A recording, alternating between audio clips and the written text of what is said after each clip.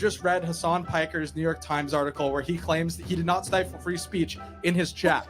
I do not believe that's true because I was banned multiple times for having a simple in an audience of thousands to complain about being banned in Hasan's chat. He read that article and he said, you banned me from your chat. And then he hightailed it down to this college. He literally paid for gas money to go to this random campus.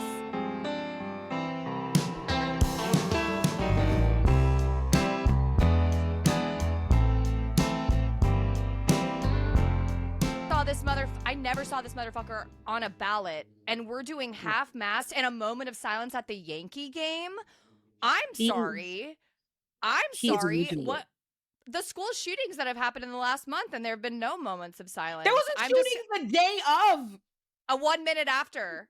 Minute. Like they were like, fuck that. Did you see Charlie? Like, yeah. And did you see that they came out, the person who did the Colorado, or I think it was Colorado, right?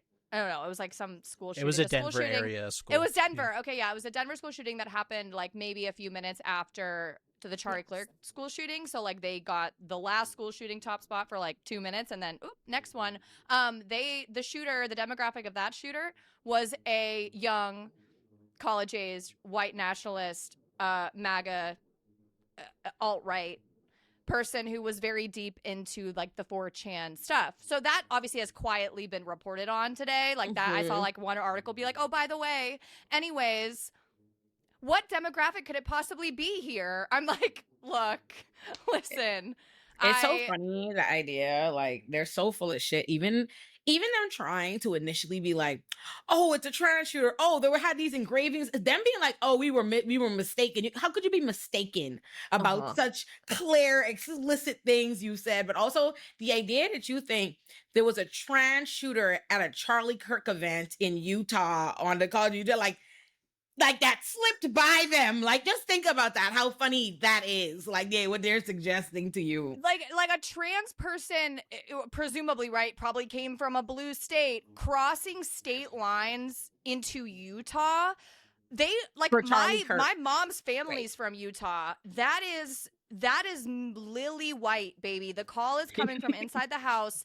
In no universe could anyone have been like, you know what, I feel like I'll be fine. It is more likely that a trans person would probably be hate crimed in Utah on their way to the thing than it would be that they would be the person to pull the trigger. Statistically speaking, also, it's like school shootings perpetrated by this age group, usually men, typically white. And then even if you look at more recent issues and more, if you really want to call this a political assassination, that word is doing heavy lifting. Because if I were killed and I'm an influencer creator, no one would be calling it an assassination. They would say, oh, someone was killed. Oh, they were murdered, right? Whatever. Why is it?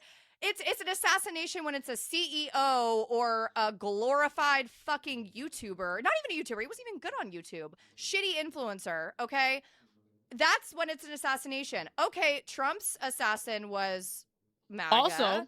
Also a Republican. Also. Yes. Also and Republican. Y'all remember that one Republican that beheaded his daddy during the election? Like, y'all remember? Yes. Yes. The Minnesota assassination of the Democratic what was it, senator, congresswoman?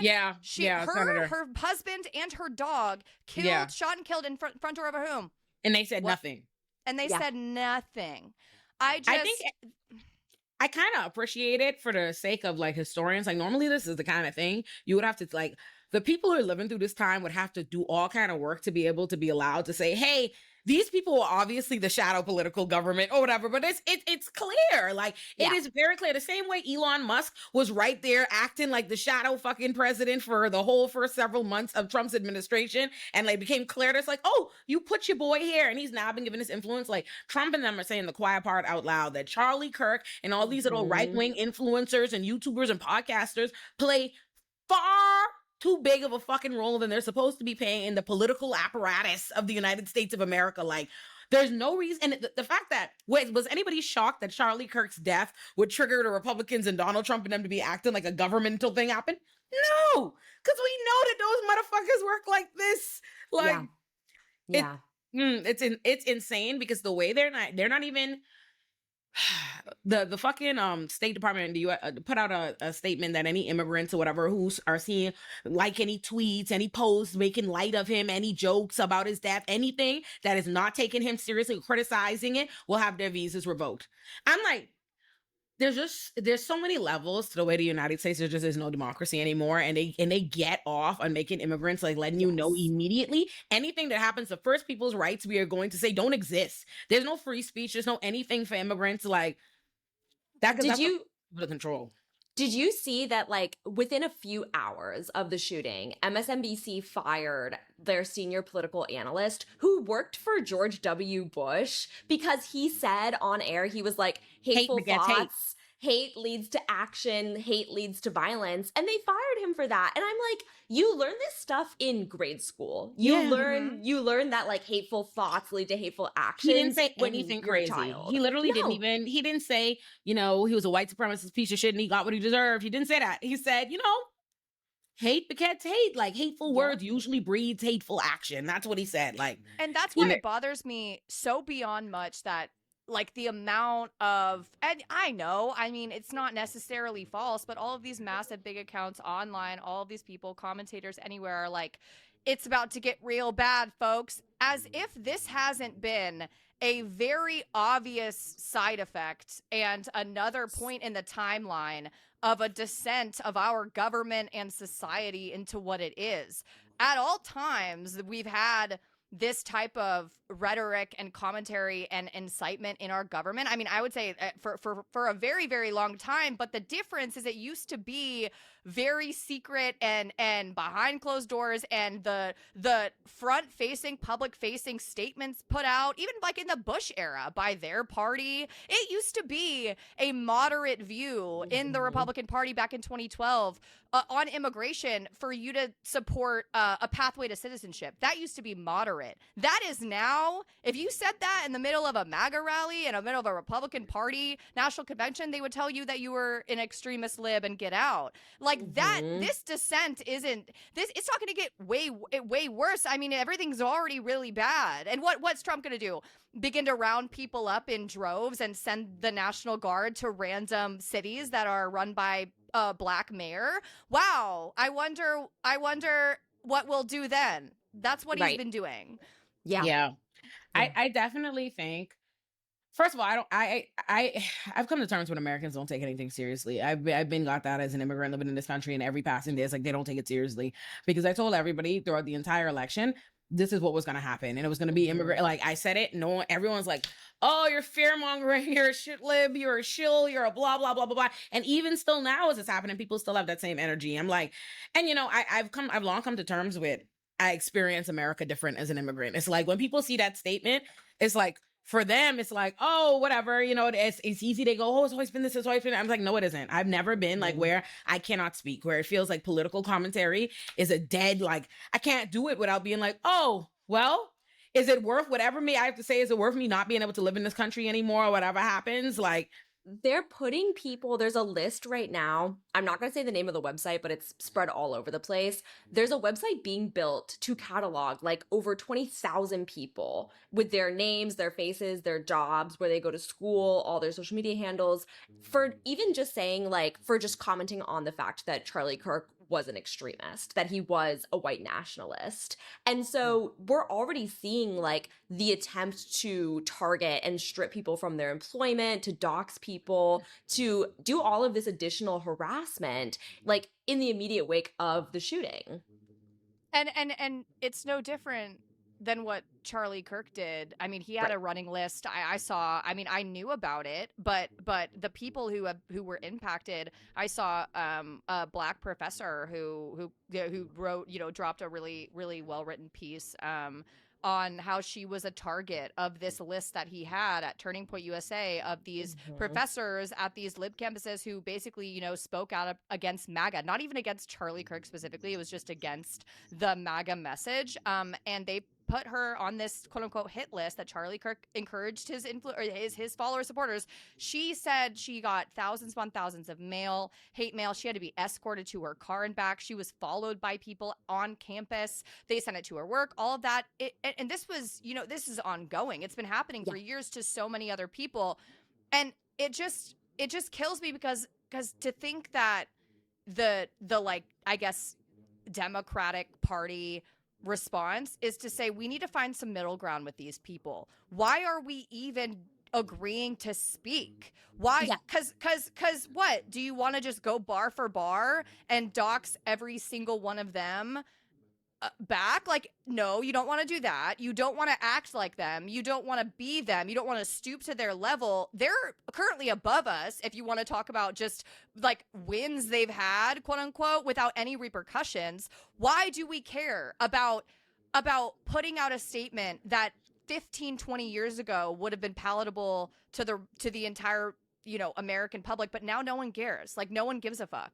And it's so like weird. it's ridiculous that he is being championed in his legacy. There's this revisionist history happening in real time where it's like Charlie Kirk, he cared about free speech, Is he a cared about moderate. healthy public discourse, is a moderate conservative. Meanwhile, he is just like blatantly racist. He said black people need to be enslaved again. Black women don't have the capacity to think.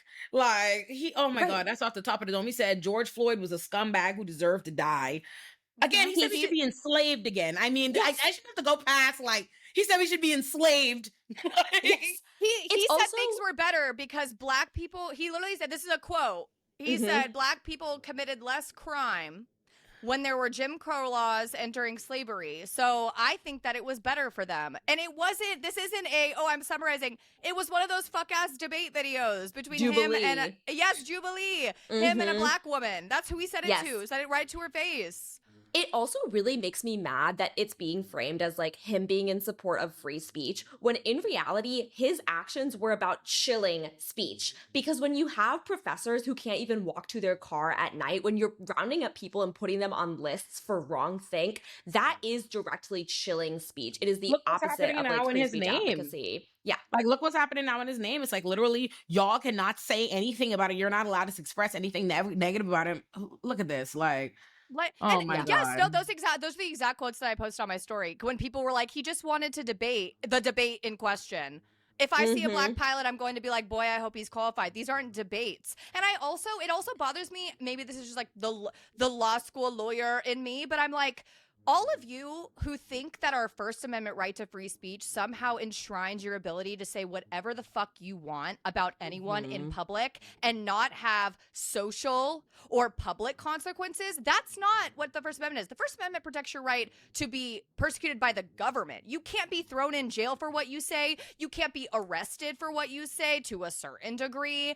XYZ, like if you shout the N-word on the New York City subway, an NYPD officer can't arrest you and call it whatever, but you can't get your ass beat. And I'm not saying that I think that everyone should get their ass beat, because, you know, we have to, again, not condone violence, but I'm saying that to think that Charlie Kirk, for going around to college campuses as a grifter to just say the most outlandish things possible under the guise of, quote unquote, prove me wrong, he was never going to be convinced of to take a different viewpoint. He simply wanted to say the most dumb, insightful, hateful bullshit to further his own agenda. He wasn't a free speech warrior. If anything, he was the worst part of it. Also, I'm so tired of people pretending like guns are not for killing. Like when it's like this idea that you get to call everybody else violent and everybody and make all these like assumptions about this gang, this violence, this yada yada yada. Meanwhile, all you do is champion guns, guns, guns. Oh, we have guns, blah blah blah. Love guns. It's like, is it a big shocker that all these gun-toting people doing shootings every time they're upset are a bunch of white guys that believe in their fucking right to gun? Like, that's what you told them. You hyped them up on like gun. Like that's what. Like, are you shocked? Like, look where you are. Also, I think it's like, I have to, like, I feel like it's so important what they're doing with college campuses. Like, when you see the focus on one, all his radicalization, where he's doing all this stuff, they're touring at college campuses. Like, oh yeah, these older people, these other people might not know them, but they are deliberately going there. It's because Republicans have always had this idea that that's where all this liberal shit is happening. That's where people are getting educated out of being bigots and they hate it. And that's why they have these lists devoted to attacking college professors. Or I noted that the minute Trump got in, like the first, like I've seen immigrants who we don't know, who they're like grabbing for like being politically outspoken. It's like they wrote a blog on a college campus or whatever it is or something. Yes. And I'm like, what are those people's reach in comparison to any of, we creators of, but it's specific. They want to use college, like the college campuses is like a breeding ground. Like they want to incubate, they want them to be trapped there. So like, that's why it's like, let me get rid of the professors. Let's harass them out of their position. Let's get rid of all the international students. Let's go after all like DEI, affirmative action. They're trying to make these campuses basically like, they want all these white people to be sitting ducks. That's what they want them on this campus, like there for us to be able to indoctrinate you in this little bubble. And it's also enemy. Sorry, go ahead. Oh, I was going to say it's not also a debate, because what he was doing when he would go from college campus to college campus is he was creating content with like a very specific slant in mind. If you go look at his YouTube channel, these are not like staged as debates where they're on equal footing. It's staged as like, watch Charlie Kirk like destroy liberal arguments, whether that's what's happening or not. So this idea that like he's seeking to create connections or just like convince people of what's right, that's not the case at all. What he's doing is building his own platform and showing people who can identify with him, aka other young white conservative men for the most part, that like the way to succeed in life is to just like bully, harass, intimidate, and just like seek clout. And like that is the message that he was sending. And 1000%. the enemy of alt-right extremism is education. It always has been. The enemy of fascism is education. We learned about book burning during Nazi raids when we were in elementary school. Why? Because they didn't like that people could read about their own histories, that they could write their own commentaries and their thoughts before we had the internet. When people, that was how people were blogging. They were sending letters back and forth, and newsletters and all of that, going, this shit is fucking bonkers.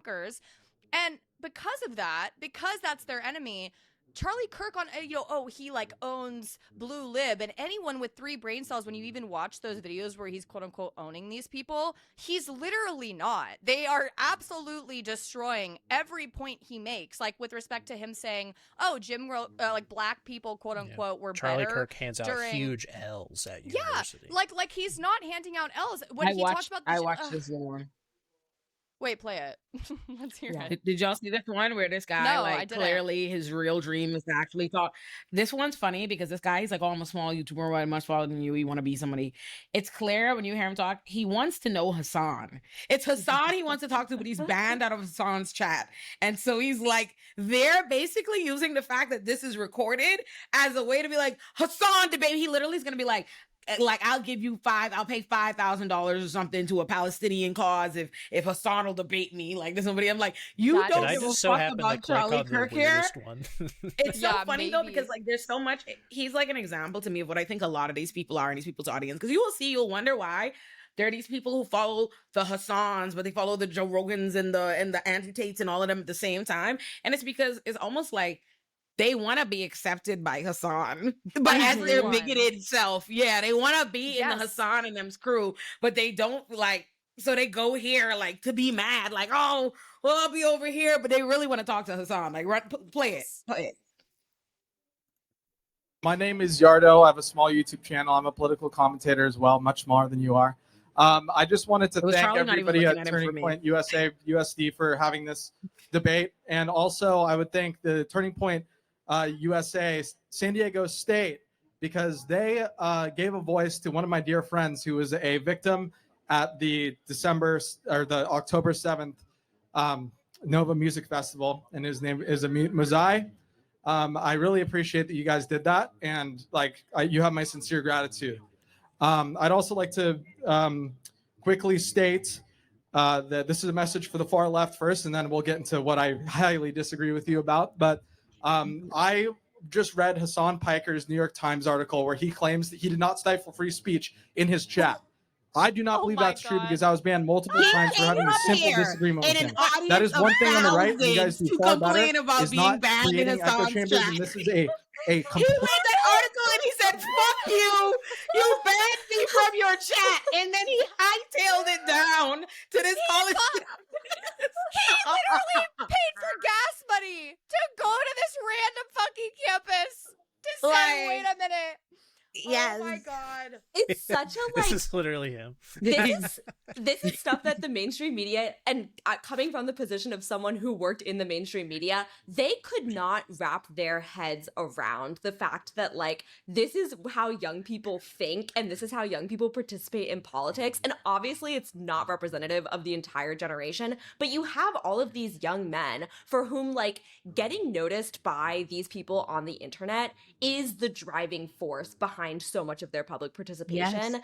And that is also why I think that like all of these people who are posting on their Instagram stories, like I grew up in Ohio, so people who I went to high school with, people who I grew up with, like people who never post online are suddenly posting like RIP Charlie, like I went to pictures college of in Ohio. Charlie. That's why I deleted my Facebook, so I don't have this. I went to what, second through junior year in the middle of nowhere, Illinois. So trust me when I tell you, it is cooking. And these are the same people who've never even posted a selfie of themselves on their stories, and suddenly they're the champion for being. They're the champion for being empathetic and for standing on this moral high ground of like, oh no, I'm better than both sides and also palatable to both sides, because this is what Jesus would have wanted. Jesus would have flipped your table at the market. I'm going to be honest to God with you. Is I expect that from the people on y'all's list. Why are Black people doing it too? Like, why is Dr. Umar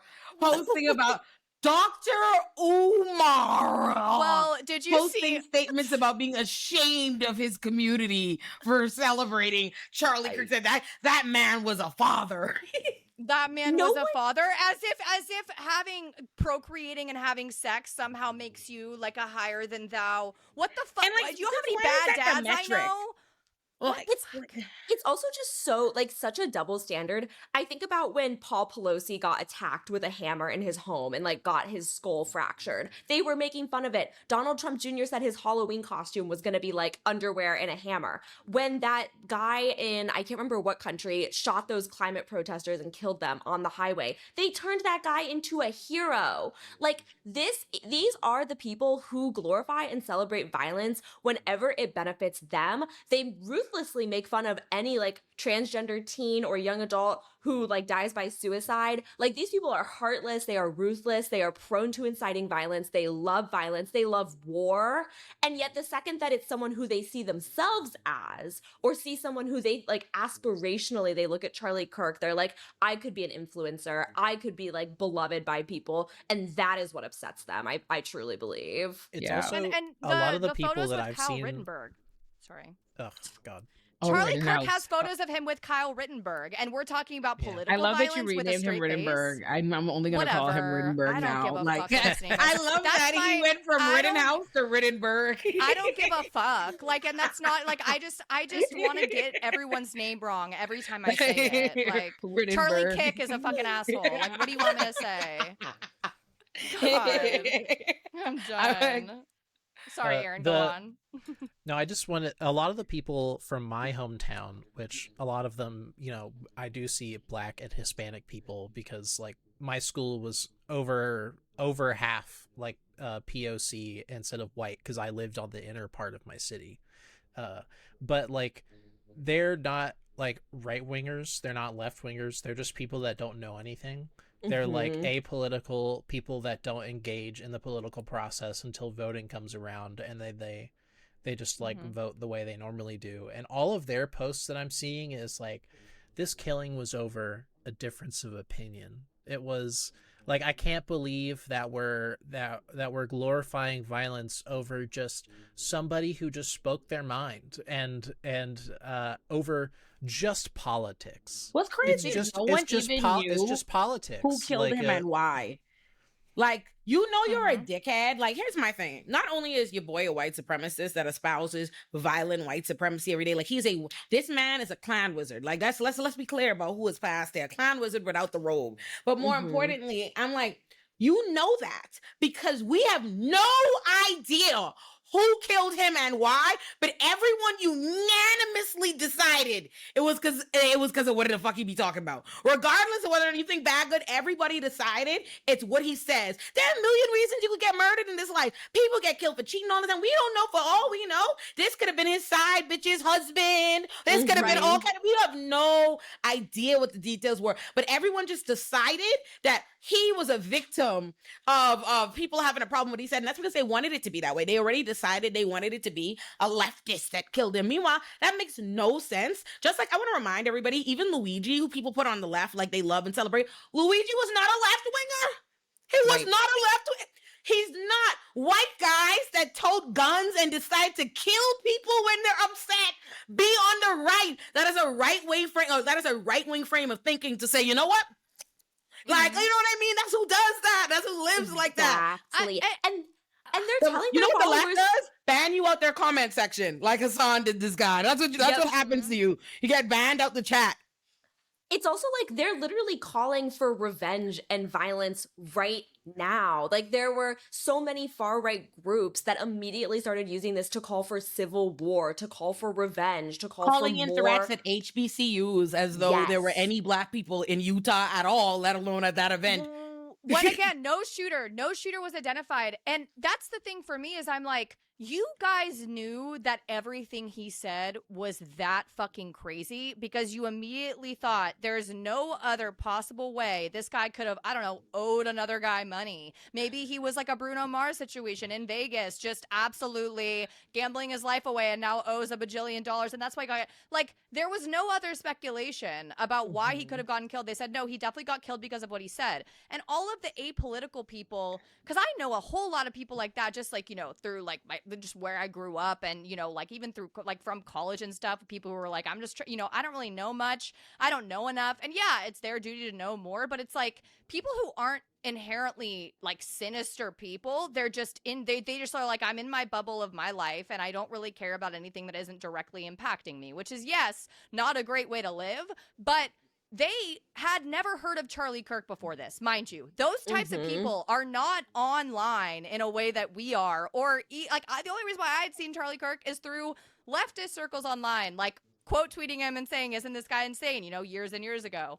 And so these people just now learning about him through whatever probably right-wing media, because a lot of these people like are like, oh, I just follow all the accounts. They're assuming without ever trying to look it up that this guy was just Republican. He wasn't, he was just some random kid. He's just a kid. He's a 31-year-old kid who looks 45 that goes to college campuses and says Republican things. That's not what that was. That's why all of these people, I guess, like, I think why it's so upsetting for people who know exactly what he says and what he stood for, that he wasn't just like a Bush era Republican. Are you being like, don't be like, come on, like, be serious. He wasn't that at all. He wasn't moderate. He was extremely far right.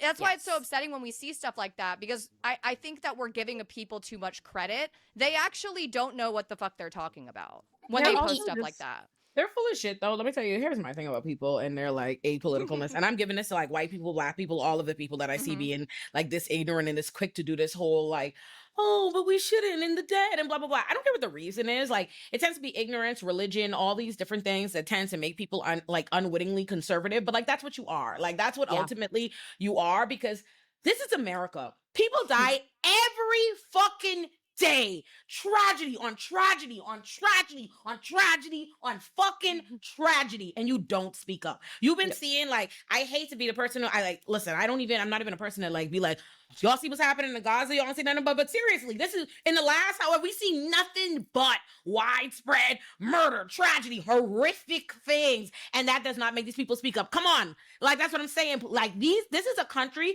seeing everybody act sensational about this, like, again, I am a human being. I said this in my little 2-minute thing I put up on the Illuminati Politics. I'm a human, so when you first see that, when I first see the video, that first time you see it, I don't feel, when he gets shot, it's like, you're not Charlie Kirk, you're just a guy I just saw just go fucking limp, and I feel for you in that second, like, because I'm a human being, like, damn, that's fucking crazy. Now, beyond that, This is a country. You know how many black people I have seen killed by police on video? Do you know how many I've fucking seen? And then had to fight for your life for the next however many years while Republicans make it a meme and a joke and laugh about it and blame them. I have seen an insane amount of, like, I can still hear I watched Rayshawn Reed get killed on Facebook Live and the police officers hover over his body and say, that's gotta be a closed casket, homie. Like, I've seen some shit. So watching these people, whatever, because it's Charlie Kirk, and make it seem like it's because of this innate, like, human combat. No, it's not. It's because you feel for this fucking guy and his right to espouse that bullshit. Fuck out of here. Because it's way more tragic shit, and you don't give a shit when it's people you don't know one negative thing about. This is a country that I watched convince us that Trayvon Martin walking home with some fucking Arizona iced tea and Skittles deserve to fucking die. So I can't hear this bullshit. It's a bunch of white people who sympathize with that, who believe like white, because it's normal in your life. You normal to kick it with a bunch of white people who be racist, even if you think you're not. But it's in your family, it's in your friends, it's in your community. And so you think that's fucking fine. And then it's a bunch of black people who peddle and internalize a bunch of bullshit and like their oppressors. Either way, they're all full of shit. They're all full of shit. That's my rant. That concludes my rant. 100%.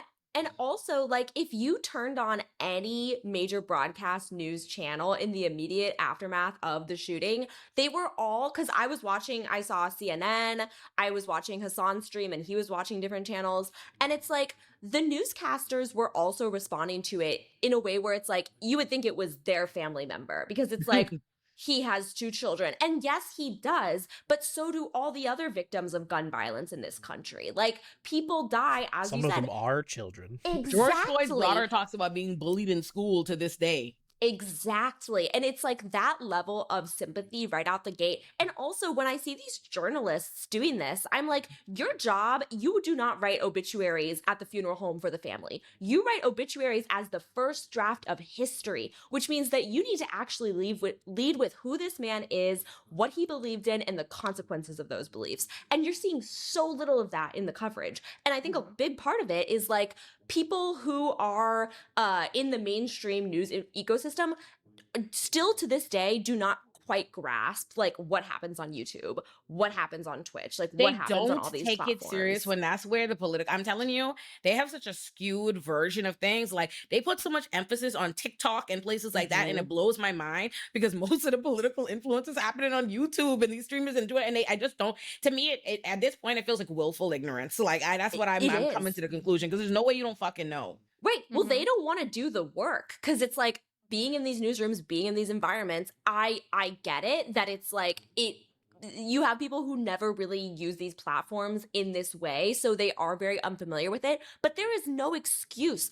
Trump has been a political figure held aloft by this online culture for a decade now. At any point in the last 10 years of your life, you could have spent some time familiarizing yourself with this political landscape and what these people actually say and believe. I don't have an encyclopedia of what Charlie Kirk says and believes, but I go Google it before I figure out, like, okay, what were some of his most insane, extreme beliefs? And they'll put it in a cute infographic for you on Instagram. Exactly. I saw about 25 come up on my Google images search. I mean, it also, like, with respect to, like, the rhetoric and the revisionist history and the trying, like, they couldn't even put a highlight reel of his events on any type of tribute on a news channel. They had to put a still image of him because nothing that he ever said out loud on camera would have sounded normal and fine they don't even and want totally to play his last statements before he got shot. Exactly. And he what was bothers talking me, shit up until his very last breath.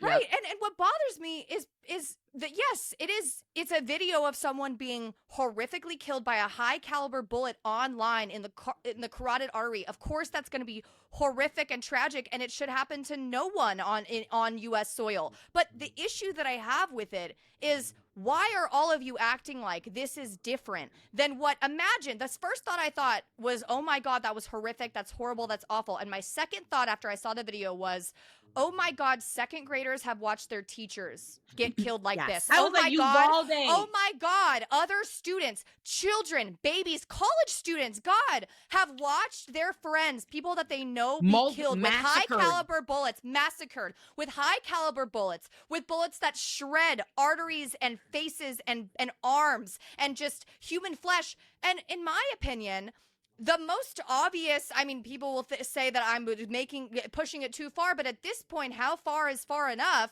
I'm like, this radicalizes, if this doesn't radicalize anyone with actual empathy, to make it mandatory for every K through 12 school in America to have 24/7 surveillance footage. Enough with the bulletproof backpacks. Those aren't working. Let's put surveillance footage in every single school, because inevitably when no one passes common sense gun reform after this, because this isn't going to instill it, this is going to push them, there's going to be another school shooting. It's not it's not even a prediction. It's just a fact. This is America. We should be required to run that footage 24/7. That should be on the news cycle. Enough with the just putting up photos of these children when they were alive. Unfortunately, that's not working. Me watching that video of his of the most horrific gun violence that could happen in America on a school campus too, mind you. My first thought was, wow, I wish we saw this all the time. Not to say that would work, because Lord knows it hasn't worked with Gaza, with Palestinians passing away. Brutality, but it's not going to work. Exactly, with police brutality, it doesn't work. But to think that all of these major news channels are using it as a look how different this is, as opposed to look how similar this is to everything else, is honestly, I think negligent. What I do find interesting is, again, the humanity that's had for white people versus what they have for Black people. Because anytime a Black person is killed by police, I have been on the news where they invite me to come speak about it, and they're playing the B-roll of the murderer behind me on repeat. Yep. You know what I mean? Yep. Meanwhile, it's like, oh, cover your, you know what I mean, at this. They're not showing that like this. They're not like putting Charlie Kirk's death on fucking rewind or whatever, like they're doing everything. I also think what is interesting about them continuously saying, oh, he was a father, he had kids, as this way to like make him, you know, give him some kind of virtue, is like, America doesn't care when it is kids, when it's kids themselves that get killed. Had it been a classroom full of kids with Charlie Kirk's kids in the class, and it had been them, they wouldn't have give a fuck. I'm like, you don't give a rat's ass. I've watched Tamir Rice, like I've watched so many kids, like there's so many children that come to mind, like Clifford Grover, Tamir Rice, like Micaiah Bryant, like murdered by police or just murdered by racist white people, and it's like, no and problem. How good of a father was he? What, I'm supposed to judge the caliber of the person? Oh, where what? Is like you know how many deadbeat fathers there are? In what world does a father make you a good person? I think everyone can attest. My dad's amazing. I love him. He's definitely the exception based on the friend groups that I roll in. Like, I've seen some deadbeat daddies in my day. Why are we acting like he's a saint because of that? This is the same man who on the Jubilee debate video was asked if his daughter, when she turns 10 years old, if she's raped, will he force her to deliver the baby? And he said that baby will be delivered. So this is a man who has no problem fantasizing, glorifying the idea that his like 10-year-old daughter would have to go through something like this, which is just like such an act of violence. And yet then they're showing videos of that daughter like running and jumping into his lap and being like, he's the greatest father of the century. And I'm just like, absolutely not. The way that he like spoke about her publicly, absolutely not. It's ridiculous. Again, here's the reality, and this is the part that like people don't want to accept. You can't be a white supremacist and be a good person. You're not a good person. You're not a good person. The way that's a radical statement. The way that's like a wow, can you believe it? Meanwhile, I could have written that on my AP US DBQ about 15 years ago. I would have been like, and now you say that, and the boys might come to your door. Like, it's like, oh, can you put up this episode? Like, yep, right. Obscene. No, it's okay. I just like the fact that he's white is always going to matter, and it's always going to be there's just no use reasoning with people who are like, oh no, this is just a tragedy, race isn't an issue, but then you see the exact same, like you said, the video 4K of a person, a Black or brown body being brutalized by police, whether it be in Rikers, whether it be on the street, whether it be someone being rounded up by ICE, killed in custody, fathers taken away from their kids on the street in Los Angeles. My really good friend's a federal public defender here. She's getting those cases all the time. They never give a fuck about the kids then. They never give a fuck that those people are fathers then. Why should it suddenly matter because he's a white man? We know why, right? We know why, because everything's so ingrained in our society and our culture to just not give a shit. The John Benet Ramsey effect, quite literally. Like, we're not going to care unless they're white, and they honestly, God, unless they look like me or Kat, like no one's going to give a shit. And it's just it's just embarrassing because the masks, like, people are like, oh, now people are going mask off. The masks have been off for a very long time. Yes. Absolutely. Yes. Absolutely. And South Park whole episode. And the masks don't look like this. Like, God. All of this discourse about the fact that like people disagree with him is also not taking into account, which, like, at the time that this happened, we had no idea who the shooter was. We had no idea what the shooter's motivations were. We still don't have a perfectly clear portrait of that, but we have more information now that suggests that this shooter was terminally online, was in these extreme right-wing spaces, yet again, who is fomenting political violence in this country right now? It's not the left. The center is currently bending over backward. Gavin Newsom is like, Charlie Kirk, my best friend. Like, it's clearly not coming from the left. It is not coming from the Democratic Party. It is coming from the right. And these are the exact same people who repeatedly make light of or minimize or just ignore other forms of political violence when it's not someone on quote unquote their side. Like, this is the problem that people need to be paying attention to, is not just the fact that people disagreed with Charlie Kirk, but rather that there is an extremely popular sect in this country of extreme radicalism, radicalizing young people, and literally telling them to commit acts of mass violence. Like, that is the problem. Right.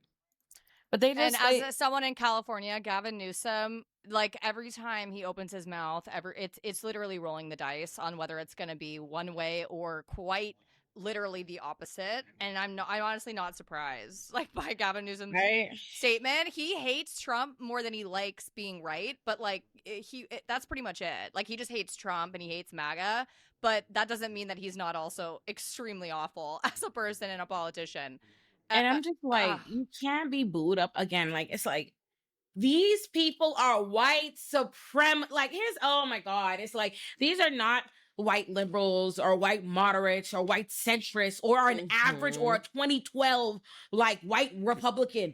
These are Klan members. Like, I believe these are KKK dues paying members. Like Charlie Kirk and Fuentes and them are in the same circle. Like, I posted that on my story. I was like, because I was like, why the hell am I seeing but he was a father type shit? The second grand wizard of the KKK was also a father. Were you saying that when he passed away in whatever 1930, 1940? I literally just posted quotes like back to back for Charlie Kirk quote.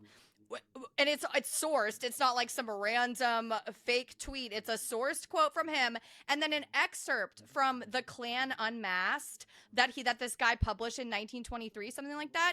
And it was basically bar for bar of like all of these black and brown people are really going to outnumber our white demographics. That's why affirmative action's bad. That's what Charlie Kirk said, and the Klan's member said, the black birth rate is too high. It's going to outnumber our whites. Like, I'm like, put him back to back, and I go, but he was a father? I'm like, but he was a father? What did you say? Sorry. I was like, the KKK got rid of that website. I'm looking right now. I promise you the KKK, I promise you the KKK, like, fully had a website. Like, well, at least when I was in college, the KKK had a website. They had like what you call it, like a show. They'd have like one for children. They had like a whole up and running like websites, and I'm like, let me see where it is, unless Google just doesn't want it to show up, because I promise you they do. I'm like, they are a still bustling organization with community chapters, and I just sent you to the whatever. I just sent you the comparison. If you care to put, like, you don't have to put it up. Yes, let me look. Where'd you send it? To the email. Send it to the chat. The chat on the Riverside. Oh fuck, I'm a moron. Oh, Aaron will find it. I also it's think literally about on my Instagram stories right now on Red Basil. I'm like, I don't know what to tell you. I also think about how Charlie Kirk said that we should do Nuremberg-style trials for doctors who provide gender-affirming care to trans people. Nuremberg trials resulted in like state-sanctioned executions of Nazis. So essentially what he is saying when he says stuff like that is like, we should give people the death penalty we should give doctors the death penalty. And I'm like, those people have families too. All of those professors who he put on those lists, who were stalked, who were harassed, who were threatened, who quit their jobs or were forced out of them, like those people had families too. The empathy, which is a word he doesn't even believe in. He's like, don't have empathy for school shooting He said victims. that was some shit made up to make things more complicated. That's some new shit we made up. You seen that clip grab where he's like, empathy's made up? Yes. Oh, and but then people were like, well, I go to church and Jesus says to love even the most evil people, but you can't even love children who are dead by school shootings. Like you can't even post about them, but you're posting about this guy. Right. Oh, when you mentioned voice of balance and did I send that? You did send this.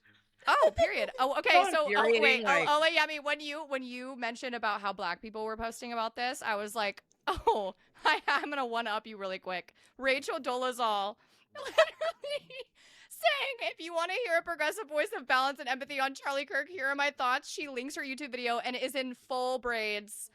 Like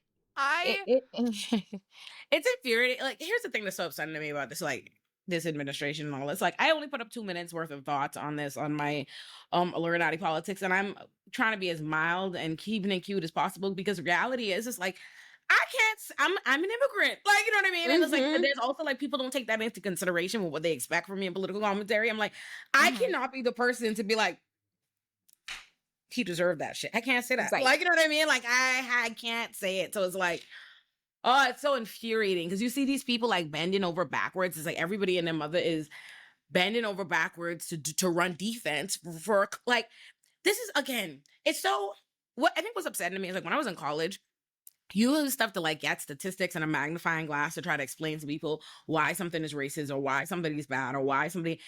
The man said slavery and Jim Crow. What is Jim Crow? It's like, are we serious? Like, do I have to point out that he literally wants motherfuckers dead, like gone? He's a whore. It's like, I shouldn't have to say anything past the minute somebody be like, I'm pro-slavery. MLK was a terrible fucking piece of shit person, which he did say. Like, oh, I'm for Jim Crow. Black people can't think. And like, he said that school shooting victims were just the price we had to pay. And now he is a school shooting victim. So like, he has already put out there what he believes should be said and done about the exact type of violence that took his life. Right. Oh, because it's the victims he never considered could be him in a country where he's promoting. Yes. If this had been like Hasan, all you would hear, every right-wing outlet around this country and you know what? Fuck it. Don't even say right-wing. Every outlet across this country, okay? Because MSNBC and CNN would join in too. All of these outlets would be talking about, oh, Hasan wanted to defund the police. That's what the conversation would be about. It would be about, oh, these radicals didn't want da-da-da-da-da, so let's let that killer run free. No punishment for him, because that's what he wanted. You know what I mean? They'd be kiki-kikiing and they'd be celebrating the person who killed him like a hero. Trump would pardon him. Yep. He would get a national day, and him and the January 6ers would be kicking it if it were the other way around. And Trump would have said, well, this is what happens when you speak out against me. Well, this and Trump would have said, happens. a very hateful YouTuber was killed today. That's what he would say. That would be it. He would not be, they would not be talking about Hasan like a political figure, like a martyr, asking for moments of silence. They're just showing up at army bases, lecturing, preaching to people about Charlie Kirk. They're like... They want to have his casket held in what? Like the Capitol? Like something that they only do? Yes, yeah. Something that they only do for former presidents and like Supreme Court justices. They want to do that for a grifter, alt-right-wing YouTuber, podcaster. Was never an elected official, was never anything. I'm not saying that would even make sense, but like he's literally a random dude. Yeah. And I think that is also really insidious, because it speaks to, like was mentioned before, the Elon Musk, like the whole way that Elon Musk was able to act as a shadow president without ever being on a ballot, without being elected by a single person. Charlie Kirk is the exact same way. And that is really sinister, because it's like, for all of this talk about democracy, there was no democratic process to elect Charlie Kirk as like someone who we all needed to care about or treat with like this level of respect. Also, this is, again, they're not even trying to pretend like there's any shred of a democracy, because it's supposed to be in the United States that there's nothing that says you cannot make fun of elected officials, even if he was an elected official. And there's nothing that says you have to give a fuck that something happened to them. Like, you're supposed to be able to make fun. If it was Donald Trump, you're supposed to be able to crack jokes. You're supposed to be able to do whatever in poor taste, whatever taste. You're supposed to be able to do it without repercussion from the government. So the idea that like you cannot critique if you're seen making light of Charlie Kirk, there will be consequences to pay. In and of itself is proof that there is no democracy. That's done with. Mm-hmm. And originalist assholes like Justice Thomas and Justice Alito want to hold up the founding fathers so hard about what they thought and what they would have said. And meanwhile, those racist, slave-owing white people are spinning in their graves like a 7-Eleven hot dog at the idea that the government that you established literally a few years later, this country's young as hell, is specifically attacking people and throwing people literally in jail, in these holding cells, ICE, all of that, for speaking their mind. You are literally telling people, no, it's actually illegal to hate Trump in this country now. And in the same breath that they've spent all year snatching up immigrants, saying, oh, I'm grabbing my mood, and all of these people or whatever, because they said this, they said that, they said this, they said that. And all the people cheering for that have the fucking audacity to get him and be like, he was killed for his personal opinion. Y'all are deporting people to countries that they are not even fucking from. They are not from. They've never been to fucking Kenya. Because you don't like a blog post that you never read. No one's heard of. Charlie Kirk preaches white supremacy to millions of people. And I also think that it's just a fucking crazy idea that people are pretending to act surprised that like a fascist could kill a fascist, like they have infighting. I'm like, they are not some organized coalition. They are a violent gang. That's what fascism is. That's what they are. Yes, of course, they've infiltrated our government in really stupid, really embarrassing, pathetic fucking ways, right? Where we're like, what the fuck is Elon Musk doing in our president's ear? What the fuck is happening? Tesla, right? Events at the White House. But I'm like, these people, it does make more sense actually that he was killed by someone who identified with far-right white nationalist beliefs as a groyper, okay? Nick Fuentes, the whole situation, because facts, you can look it up, anyone can use Google. They've shown that fan base that this shooter was a part of, they were mad at Charlie Kirk and called him out and wanted people to attack him because he wasn't extreme enough. Because Charlie Kirk wasn't hitting the point loud and hard enough that they wanted the entire country to be all white. They were like, you aren't really going hard enough for us, so we are fighting with you. And people are shocked. I'm like, why do you think motorcycle gangs have beef with each other? Like, they might be, in the quest for the same goal, but there's going to be infighting. It was way more likely it was going to be a fascist than someone who's a blue-haired lib, like they were all saying. Because also, I mean, I got like, not to like make a joke here, but statistically, the gun-toting, open-carrying, on-campuses people aren't the blue-haired lib. They just aren't. They could not make that shot. I'm sorry to say. Those aren't the people who are at the gun ranges, and that's just a fact. It is so deeply ironic that Charlie Kirk's literal last words were him responding to a question about mass shootings with like, does it include gang violence or not? The insinuation there is an anti-black rhetoric. It's like racist rhetoric that black people are more violent, and then when a black person kills another black person, it doesn't count. Yeah. The way that it's panning out with this shooter being a groyper, it's like, this is actually like kind of like conservative quote unquote gang violence, because you have people who hate Charlie Kirk because he's not anti-Semitic enough. Like, you have people on the far, far, far right who hate Israel because they hate Jewish people, and they view Charlie Kirk as an enemy because he doesn't hate Jewish people enough. And that is the kind of sentiment that's actually powering I want to say, I fully thought that was going to be it from the jump. I was like, I bet we're going to find out that it's some right-wing person that didn't think he was right-wing enough. Like, that's literally, I was like, that's what it's going to be. Y'all, they're making all this noise. But I'm like, look at the event. Like, realistically, do you think anybody like us even knows Charlie Kirk's tour schedule? Like, why the fuck would anybody? Who the fuck knows this nigga's on tour? And wants to go to Utah. Right. Like the leftist person that could have done it would be a libertarian. Like, that's the only person who would know. I thought the exact same thing, because I was like, what left-leaning person would identify Charlie Kirk as like a target, considering all of the extreme right-wingers who actually have political power? But from the instant that like this became news and known, it was obviously an extremely online motivated crime, because like the only people who would view Charlie Kirk with that level of importance are the ones who are extremely online. Because he's not like, when you see violence against Democrats, they go after elected officials. Yeah, exactly. They don't know about these internet people. Exactly. Olay, I mean, I literally found the news breaking that Charlie Kirk was shot. You were the very first tweet on my feed after I had it on Do Not Disturb. I was doing work. I opened it, and your tweet saying, "That's crazy that the last thing he said was about gang violence." And I go, "Who?" I literally go, "Who?" I was like, "Wait, what?" And then I refreshed. Like, that was how the news broke. I just needed to tell you that. Thank you. Oh, I love that. I found out I was in the middle of recording an Olay and Friends episode, and in the middle we were talking about something entirely different. And Omar goes, "Guys, pause. I don't know if you're gonna edit this out or what's up or whatever. Like, Charlie Kirk just got shot." And like, at first we were like, "What?" It's probably like a fake Donald Trump shooting, because I still don't believe that shit was real. Like, I'm like, oh, da da da. And then we see the videos. Oh shit, it's real as fuck. Like, that was real shit. I opened Hasan's stream immediately, and then from his chat, I immediately found the video of it actually happening. Because again, we were like, is it real? Like, did he actually get shot? And then it's the worst thing I've seen since like ISIS beheadings in like 2009. Like I think like even with the Palestinian angles. stuff.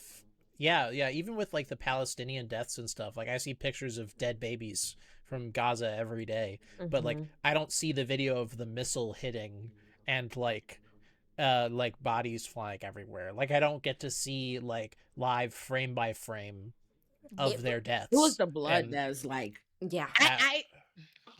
I was horrible. And I just thought the lie that he's a moderate now, like, right, the things that are being pushed by Republicans are just like the things that were being pushed in the very beginning, especially, that were just so bizarre to me, is like the biggest lie is one, that he's a moderate that we're now pushing, but the second biggest lie everyone was saying, especially like the FBI, like everyone in like I guess Trump's camp, the Republican camp, was that he was in critical condition for an hour. Like, why did we pretend like that? I mean, I understand, right? Like, you don't want to jump to no conclusions, but then Trump, I saw someone post Trump and was the first person to break that he died. Like, Trump got the call. I don't want to laugh, Rev. He was speaking in the past tense hours. I seen the video. He was dead on impact. I'm so sorry. Why would you lie? I just don't understand. Like, he's in critical for 2 fucking hours. I was like, it took 20 minutes to get to the hospital in Provo, and they took one look at him. Okay, the 3 people who work at that hospital in Provo, Utah, and they said, yeah, this guy's dead. And it's not even just like, oh, how dare you like make light, but I'm like, no, like, why are we have it in 4K from 8 angles? Every doctor in the chat, regardless of politics, was like, so that's the carotid, so that he didn't even feel it. Like, he wasn't even care about him. They care about the optics. No. I know, it's just like the whole panic around him dying at 2 hours was just a scramble. Like this is one of those things where it's like, it's not about how much they love Charlie Kirk. It's fuck. This just happened in Utah at this event. We know it's a white guy. It's probably gonna be a right winger. It's like, did you see the statement from one of them today that said they stayed up all night praying to God it was someone from another country, that it was an immigrant? The Utah governor said that. The Utah governor's video today. He's in tears at a fucking press conference. You haven't seen the cat? Let me find it for you. I'm gonna send it to you right now. He said, you guys, I was praying that it wasn't one of us. Like, oh my God. One of us. I go, to say one of us when you're a white man in Utah is letting us know what that means. Like, he was praying it was somebody tan. Boom, honest I found to God. That is so fucking strange. It also really got me that, like, you know, Trump obviously wants to be the one to announce this, because, like, Trump is like a clout president. Like, he's like, I want the likes, I want the shares, I want the attention. So Trump is the one to put out the statement first. And then you have coverage in, of course, the New York Times that's like, this was an intensely personal loss for Trump. The next day, he's at the baseball game going, duh, duh, duh, duh, duh. Like, I'm just like, he doesn't actually, he's not mourning. He's not in grief. Did y'all watch Scandal? Did y'all watch Scandal back in the day? Yes. Y'all did? Okay, so y'all know B613. Mm-hmm. If I were a conspiracy theorist, I think I think that like I gotta stop watching TV. But the way I'm genuinely like, Trump them did this shit. Like I'm like, this is a distraction from whatever the fuck you don't want people to be paying attention to, the Epstein files. And like I'm like, I think it's a two birds, one stone distraction. Distract you from the Epstein stuff and give you permission, like permission to start doing a bunch of wild shit in the guise of retaliation and all this, da da da da da. But in my mind, I'm like, y'all decided to sacrifice that young man.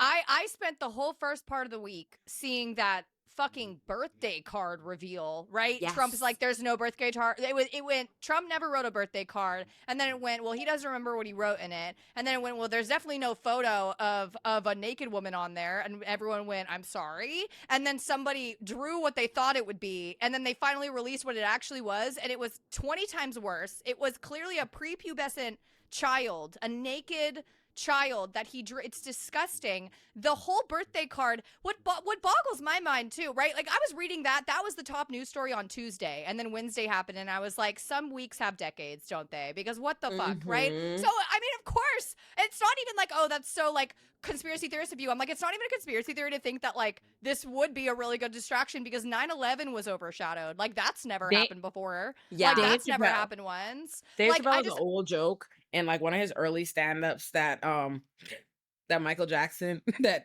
George Bush used to go to Michael Jackson and say, Michael, you're gonna need you to get into a little trouble again. They're talking about these wars too much. That's so funny. In my mind, they were like, it's gotta be Charlie. Honest to God, like yes, of course, right, but maybe not, whatever. But why? Like now we're never gonna hear about that again. Now we're never gonna hear and have more discourse on. Hey, so even if I did have birthday cards from people, why is every birthday card to Jeffrey Epstein literally just a poem about how they definitely have a big secret? They definitely have a big secret that's weird, and also I love you so much and we're best friends. Like that's what Trump wrote in every single note to him, and now we're just gonna ignore it. I mean, whatever. Like, whatever. Just release the fucking files. You'll never release them. If you needed to shoot one of the far right pundits that's I guess disposable to get us distracted from that, all right. Like that's the world that we live in. That's what kills me when people are like, things are getting real bad now, folks. It's like I feel like this isn't even out of the realm of possibility. This one never was. Good. I'm glad because I fully believe my conspiracy. I mean, that was actually like one of the first things that a friend of mine said was like, they were like, has Charlie spoken out about the Epstein files recently? Like, and I was like, actually he did, and then he Trump said, and personally he said he wanted called them him, to and he release was them. like, No, yeah, like he did. Charlie and said then, he wanted them to be released. Yes. Yeah, and then the day he was like, I don't understand why they're not releasing it. And then literally the day after, he's on live streaming, and there's like, Donald Trump gave me a call, and he said it's being worked on, and and then he goes, I trust my friends in the government to handle this. Like they called him and were like, "Shut the fuck up about that." It was and then he was days like, ago, "Got yeah. it, boss." Like, wow. Well, yeah, he called for the release of them literally days before then. Yeah, I think the push for why people, I mean, like obviously fair to think conspiracy and Donald Trump did it, is literally the 75 angles and 4K footage of the most lethally accurate shot I've seen in a public shooting in a hot fucking minute since the DC sniper. B613. Like, are you fucking kidding? Like that was a carotid. That wasn't. He didn't even go for his head. Do you remember when like Rowan Pope and B613 would like be like they need a fall guy and they go get somebody who's like gonna go to prison already or owes a bunch of money and da da da da. I'm like, because does it seem? I don't know about y'all, but my parents were not gonna turn me in, and our relationship's not even that great. My parents tweeted, would not turn me in. White people tell their parents everything. Someone said that, but white people be telling their parents everything. That's another thing. Like, could you imagine? I'm like, I don't know. Like for your parents to turn you in for something they know they're seeking the death penalty. The president wants the death penalty on. They're talking firing squad, and you turned your son in. It's given. Hey, y'all son, got a deal. What'd you do today? Yep. It's like someone. Oh, I went down to the college and I fucking murdered a guy. And it's like with the gun that you gave me on my 16th birthday, mind you, because this is a register. I mean, look at the stats. His father's they're Mormon. Okay, father's Mormon, pastor, former law enforcement. His family family is, or minister, sorry, I know they're different terms. Minister, former law enforcement, former police officer, and then his family's former military. They're all registered Republicans. They introduced him to guns very young. It took about 30 seconds for everyone to find photos of him as a little boy. You know, those like very unsettling photos of like the American families, like that photo series that someone did with like all the little kids with like the guns hanging around. That is what that's the vibe. Like that was his childhood. He took the ammo out of their garage that they got legally, that was all registered. He took dad's gun and went and did the damn thing. Maybe it's the guns. He like, was but don't even, I don't even get marksman. it. Yes. Like, and phenomenal shooter. Like, just as far as these gun enthusiasts must go, like as far as his shooting classes, whatever he's been doing, that's a phenomenal shot.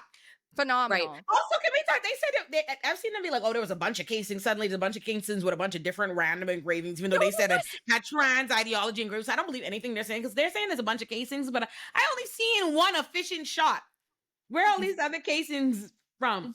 They were so well. He wrong. left the gun in the woods, so they found his extra bullet casings and his gun in the woods nearby. Why would he have done that? There are so many things. You see what I'm saying? He's 22 and he's B613. Yeah. He's 22 years old. He had to know that like he was already throwing his entire life away by doing this, because it's like there was no way he was ever gonna like completely escape. Kyle Rittenhouse, Kyle Ritten, True. He didn't have his life thrown away. He was just right. Well, he shot at black people, so it's different. He's a white person he's a white man with a gun in America. I don't think it's. I think he probably thought he would be fine. Rittenhouse's own was at the Black Lives Matter protest, so they were automatically on the side. Even though he killed like some white Black Lives Matter protesters, they were Black Lives Matter protesters. So whatever. But this guy, my theory is that the dad set him up. Like somebody in the family, somebody is working with B613 and Trump and them or whatever, and they forfeited him. Like, you know what I mean? That's my like thought process. Like, it's got to be you. Somebody can get some money. Somebody owes somebody something. Something's I'm full conspiracy theory brain on this. So I'm like, and this kid Republican didn't even shoot him. They just gave him up. Oh yeah, the Republican politicians are so fucking stupid that, honest to God, if we made some fuck-ass Gmail account, clearly fake, okay, yahoo.com, cold emailed and said B613, this is the tip from fucking Scandal, they would start tweeting that shit. They would be like, ATF source just confirmed, we have a B613 conspiracy, liberal ties, and like, honest to God, like I have not only do I not have faith in anyone saying anything serious anymore, I like it goes for, I mean, it's not like a both sides thing, but it's like everyone's speaking out of their fucking necks. Fucking Gavin, from Gavin Newsom to Nancy Mace. Like, I don't really give a fuck what any of them have to say about this stuff anymore, because unless anything's gonna come of it that's good, shut up. Like, I don't need to, I'm gonna block all of you. Like, I'm done. I don't need to see what you have to say anymore. Ugh. No, you're absolutely right. No. So let's do the P613. I like that's our official theory. I love that we said we weren't going to talk about Charlie Kirk, but it's like, I know. wait, we have to. We started this episode with you guys, like, I really don't want to get in trouble. Like, like, whatever. Like, we really need to keep it chill. And now we're over here going, we're like, I have a song on my heart.